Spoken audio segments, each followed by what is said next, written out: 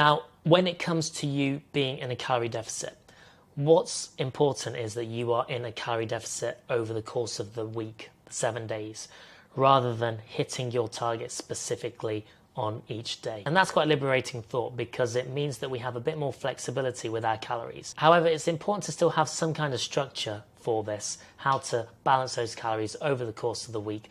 And so this is what I'm going to be doing in this video today. And the outcome is that you're going to find it easy to stay in a calorie deficit whilst maybe fitting in things like dinners, social events, anniversaries, etc.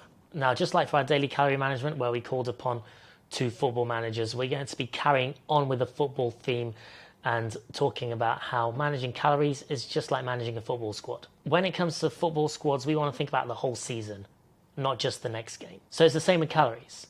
We want to think about the entire week, not just that day. So there are 3 strategies that we can use. First one is weekly cycling. The next one is a low weekday and a high weekend. And the final one is carb cycling. So weekly cycling, what is it? This is basically where we find out what our weekly target is. So we take our daily target, multiply that by 7. And then the goal is to be in the deficit for the week. And so what we can do is we can manipulate carbs and fats on certain days whilst ensuring that our protein stays constant daily. That's the most important macronutrient, and it's important to get a certain amount in each day, as that's helping us to recover, but it's also helping us in terms of our recovery, in terms of our daily functioning, but also in terms of keeping us full and keeping hunger at bay. So we still want to plan our meals, and we still want to pre-track our calories rather than track them after, as per usual. However, instead of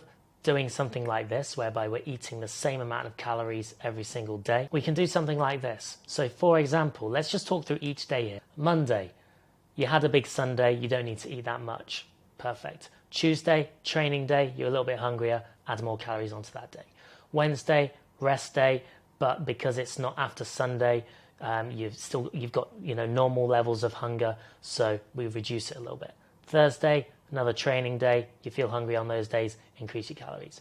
Friday, you're thinking about the weekend, it's also a rest day, reduce the calories. Saturday and Sunday, you need more calories because you're going out for brunch, you're going to a wedding, etc. So the next one we've got is low weekdays, high weekends. This is for you weekend warriors out there who feel like you can be really, disciplined during the week, but you just need to let loose a little bit on the weekends. And so what we do is reduce our carbs and fats during the week, and we try and reduce that by 200 to 300 calories per day. And then we take those 200 to 300 calories that we've taken from Monday to Friday and spread them over the weekend. So you've got an extra 1,000 to 1,500 calories to play with on the weekend. Again, really important that we plan and pre-track as usual. And it's important that you hit your protein daily, non-negotiable. Final one is carb cycling.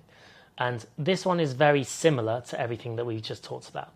The only difference is that we're just manipulating carbs and we ensure that the carbs are higher on training days. Now, typically, carb cycling is kind of used as a performance measure, whereby having more carbs on your training days is going to help you to get the most out of your session and also the most out of your recovery. However, in our context, it's just going to be useful as a way to manage your calories on specific days and to help have a bit more balance / less monotony with your diets during the week. And so obviously we also have lower carbs on rest days. So the way to execute this would be to reduce your carbs by 30 to 50 grams on rest days and add those 30 to 50 grams to your training days. Again, hit your protein daily and please plan and pre-track. That is the key to success. So there you have it, guys. 3 different methods that you can use to ensure that you've got some variety in your calorie intake over the course of the week, which is going to be useful from a planning perspective if you've got something going on over the weekends, but it's also going to be useful if you feel like on training days, for example, you're more hungry or you want to get the most out of your training days. Let me know which methods that you like. Let me know which ones you feel like you could be employing. And as always, I really do hope that you found that useful, and I'll see you in the next video.